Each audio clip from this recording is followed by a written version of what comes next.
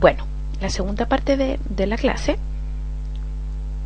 vamos a ver el último subgénero de los que vamos a presentar, que es la fábula. ¿Ya? Vamos a decir que la fábula es una narración breve que se caracteriza por la presencia de personajes como animales, que son animales, perdón. ¿Ya? Cumple con la misma estructura que todos los textos narrativos que hemos visto hasta ahora, con la salvedad de que en el desenlace la narración presenta una enseñanza que se denomina moraleja. ¿Ya? Un recurso literario característico en este tipo de narración es la personificación, ya que al ser los personajes principales animales, se les atribuyen características, actitudes y habilidades propias del ser humano. ¿Ya? Eso con respecto a los subgéneros del género narrativo. Ahora vamos a pasar al contenido de la clase propiamente tal, ¿ya? Que es la lectura literaria de un texto narrativo, de los que vimos en los presentes los subgéneros, que es el mito, y vamos a ver el mito griego de Cronos y Zeus. En el material de apoyo que yo adjunto con esta clase está incluido el mito, que es bastante breve y que es bastante interesante. Yo creo que a ustedes les va a gustar bastante. Sin embargo, vamos a establecer una lectura analítica y crítica. Van a leer comprensivamente el texto a través de la siguiente estrategia que les voy a presentar. ¿Ya? Lo primero que debemos hacer al enfrentarnos a un texto, a cualquier tipo de narración en realidad, es pensar en un contexto.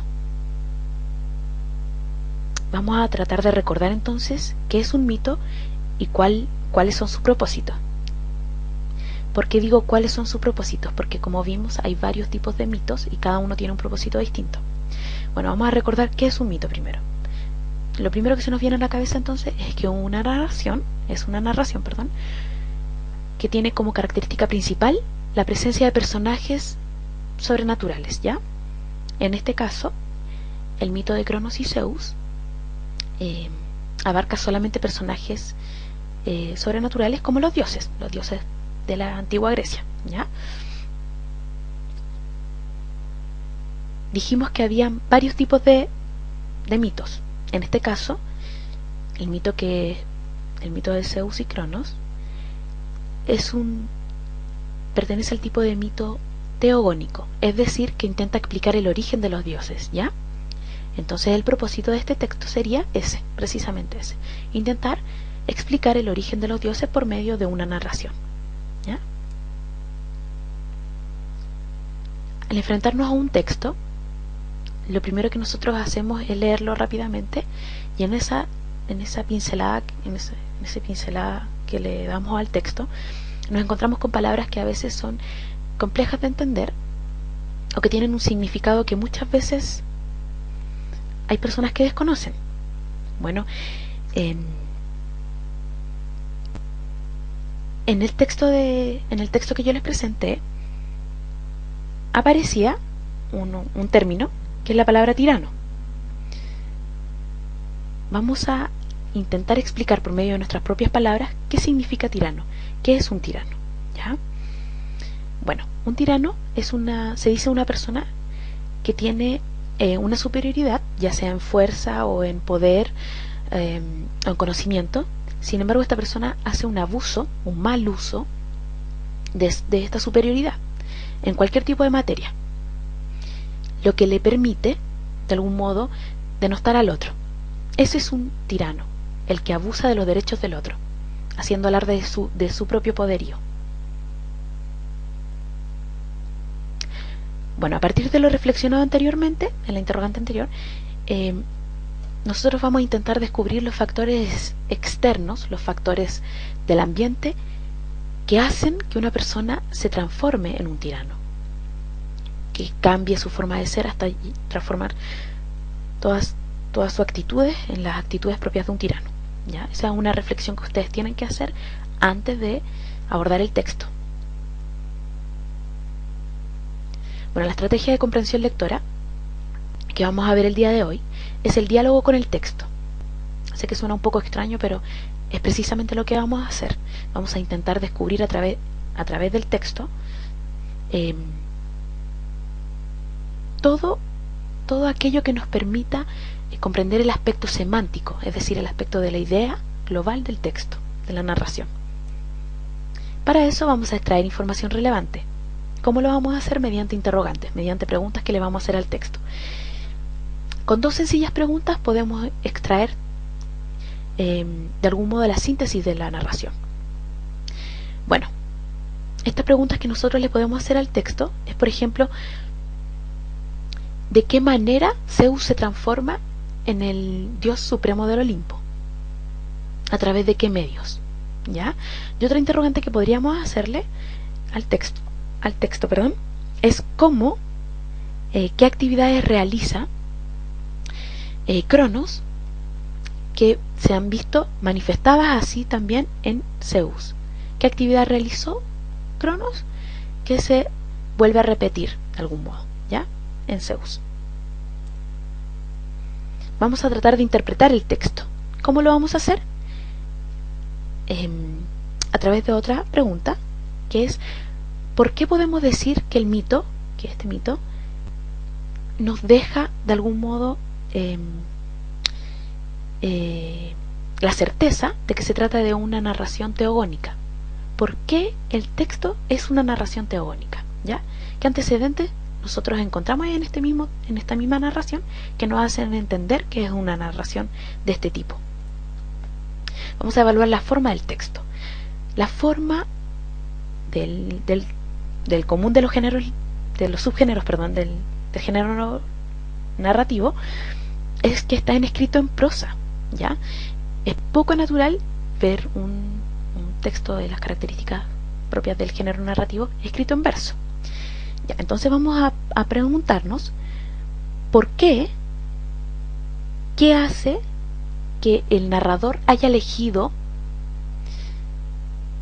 la forma de prosa y no otra?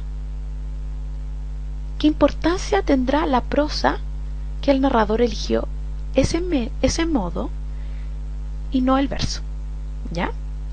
Vamos a evaluar el contenido del texto también y vamos a pensar a qué tipo de persona personifica, valga la redundancia, Zeus, y qué tipo de persona personifica también Cronos. ¿A qué tipo de persona pertenecen?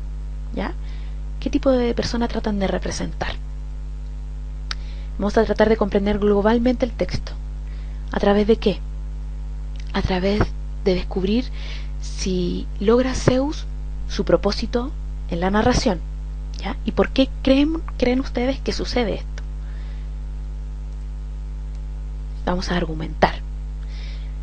Hay varias frases célebres que se me vienen a la cabeza en este momento con respecto a la narración que estamos tratando de ver.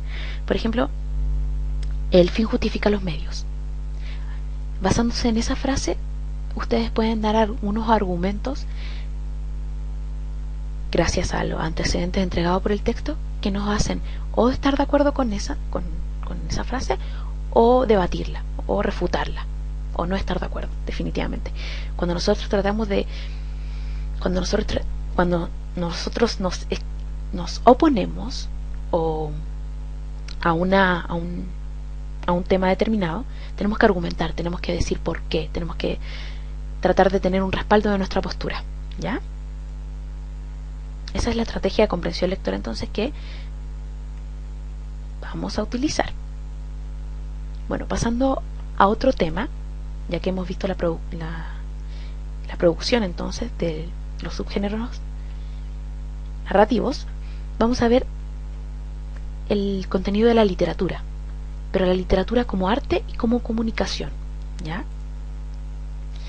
Bueno, el término de literatura entonces proviene del término latino litera, ¿ya?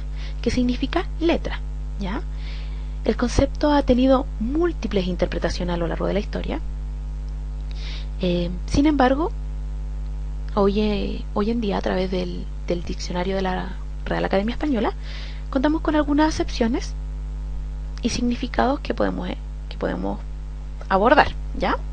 El primero es arte que emplea como medio de expresión una lengua. El segundo es conjunto de producciones literarias de una nación, de una época o de un género, y el tercero es conjunto de obras que versan sobre un arte o una ciencia. ¿Ya?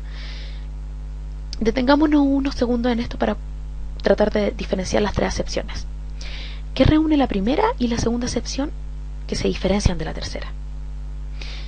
¿Y qué es lo propio del arte literario? Bueno, podríamos concluir entonces que el término literatura alude al arte de comunicar artísticamente una información, utilizando la palabra como medio, como herramienta. ¿Ya? Y también se refiere al conjunto de producciones literarias escritas y también orales. Recuerden que las leyendas eran de producción oral, usualmente, generalmente. Sin embargo, también podríamos asociar el término de literatura al grupo de obras propias de una disciplina sin intencionalidad estética, es decir, sin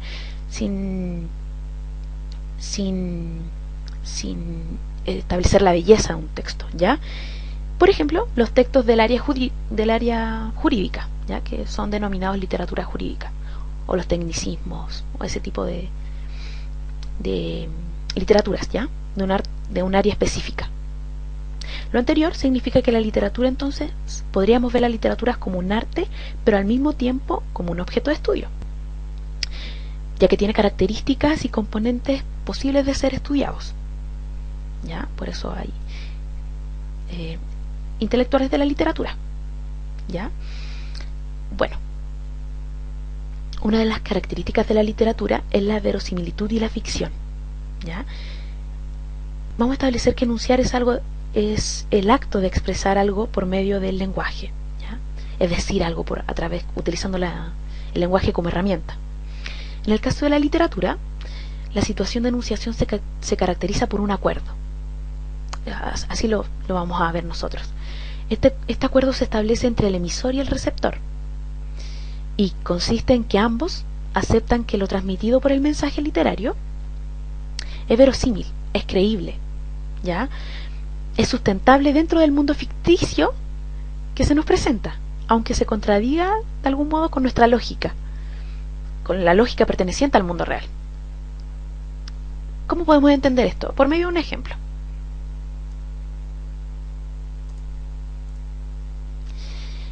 En lo anterior es el mismo pacto que establecemos, por ejemplo, cuando entramos al cine. Nosotros entramos al cine a ver una película, sin embargo, sabiendo de que es ficción pura, claro, pero aceptamos en ese momento que estamos viendo la película real lo que estamos viendo. Lo aceptamos como real, a sabiendas cuando entramos de que es ficción pura. Entramos con ese acuerdo. Ese acuerdo nos permite establecer un vínculo con el arte que estamos presenciando. Es importante en este sentido entonces comprender que el lenguaje literario difiere del lenguaje cotidiano, porque el lenguaje cotidiano es más práctico, porque tiene el fin de comunicar. Sin embargo, el lenguaje literario no busca, por ejemplo, informar, sino que busca generar el placer estético en el receptor, en el lector. Lo anterior significa entonces que la lectura de un texto literario supone el reconocimiento y la aceptación de un mundo que aparenta ser verdadero. Pero claro, como ya dijimos anteriormente, es un mundo creado por el lenguaje. Bueno, vamos a ver la marca textual entonces, a raíz de lo que estamos tratando de entender. Esa marca textual es la ficción literaria. ¿Qué es la ficción literaria? La ficción literaria entonces es una creación verbal. Una creación verbal en la que lo importante es que el mundo ficticio se nos haga verosímil. ¿A qué me refiero con esto? Que la ficción es una creación perteneciente a un mundo creado por medio de las palabras. Y por ello la lógica de este mundo ficticio puede o no coincidir con la lógica de nuestro mundo real. No toda la literatura no coincide en absolutamente nada con el mundo real. Recuerden lo que veíamos de la novela, que muchas veces estaba basada en personajes y en historias reales. Sin embargo, no siempre tienen que coincidir ambos mundos, ambas lógicas, ¿ya? Lo importante es que en la ficción el mundo se nos haga verosímil, es decir, creíble y lo suficientemente atractivo como para entrar de lleno en él y poder disfrutar de la lectura de esa manera. ¿Mm?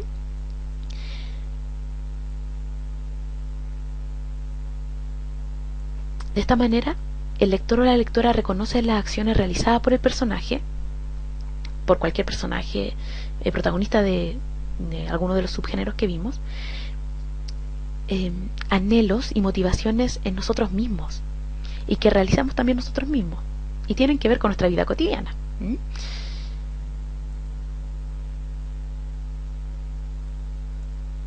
Otra marca textual presente en el mundo literario es la situación enunciativa de la literatura. ¿Ya? ¿A qué nos referimos cuando hablamos de situación de enunciación en la literatura? En la literatura se superponen dos situaciones comunicativas: la extraliteraria, que es el autor real, el lector real, y la intraliteraria, en donde tenemos el emisor ficticio o voz que habla dentro de la ficción, conocido para nosotros, lo vamos a denominar narrador, hablante lírico o hablante dramático, dependiendo de, en el caso de en qué mundo nos estemos moviendo. Como estamos viendo la narrativa en esta unidad, vamos a hablar de narrador. Si estuviésemos hablando de poesía, que vamos a hablar en una próxima unidad, hablamos de hablante lírico, y de drama, hablante dramático, ¿ya? Del mundo ficticio y del lector ficticio, ¿ya?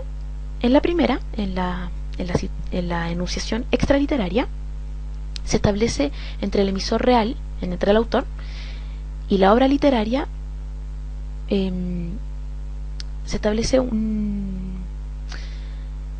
relación distante, una relación que a nosotros nos hace entender la lógica de que estamos presentes en el mundo real, intentando abordar el mundo intraliterario, ¿ya? La otra relación se da dentro del texto literario, una vez asumida la ficción de la obra, una vez que nosotros nos damos cuenta de que tenemos que ir más allá para poder comprender y hacer verosímil el mensaje que se nos está tratando de entregar. Acá encontramos un emisor ficticio, que en el caso, por ejemplo, del poema No me arrepiento nada, corresponde a un hablante lírico con una voz femenina, que coincide con Gioconda. Sin embargo, esto no siempre ocurre, porque podría tratarse de una voz masculina, ¿ya? Este emisor ficticio se dirige a un receptor, también llamado ficticio, quien atiende y participa del mundo literario, moviéndose dentro de los tres géneros, como hablábamos: género narrativo, lírico, dramático. Notamos entonces que al leer la obra literaria se concreta un proceso de diálogo. ¿A qué me refiero con esto? A que el mundo que se nos ha creado, el mundo ficticio, está referido a nuestra realidad, ¿ya? ¿Cómo se logra este diálogo, este proceso de diálogo? Utilizando el lenguaje como instrumento de trabajo. El lenguaje es la herramienta que nos permite acercarnos al mundo de ficción, ¿ya?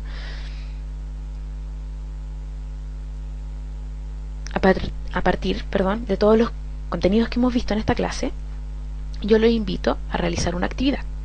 Bueno, en realidad no lo estoy invitando a realizar esta actividad, ustedes tienen que realizar esta actividad, que es leer el texto de Augusto Monterroso, titulado La rana que quería ser una rana auténtica.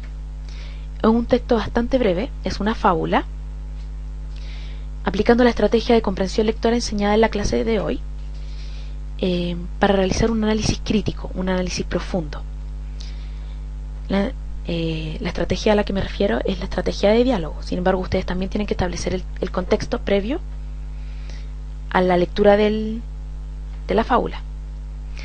Para esto van a utilizar marcas textuales, como las que vimos de ficción literaria, y la de situación de enunciación para apoyar la comprensión de esto.